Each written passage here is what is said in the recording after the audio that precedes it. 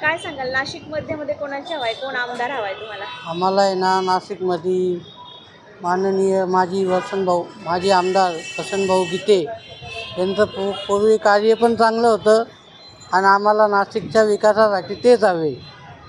येणारा जो कुंभमेळा आहे त्याच्यामध्ये ते जे प्रगती करू शकतात दुसरं कोणी आमदार करू शकणार नाही. त्याच्यामुळं आम्हाला वसंतभाऊ गीतेच पाहिजे. त्यांच्या विरोधात देवयानी फरांदे देखील उभे आहेत, काय म्हणतात? त्यांचं काय नाही, ते काय आहे, ते ड्रग्स माफिया आहे, त्यांचे संबंध त्या लोकांची जास्ती आहे. त्याच्यामुळं कसं आहे, हे जे होतं आहे काही गुन्हेगारी जी वाढती आहे हे त्यांच्यामुळं जास्ती वाढते, कारण त्यांनी गुंड लोक जास्ती पाळलेली.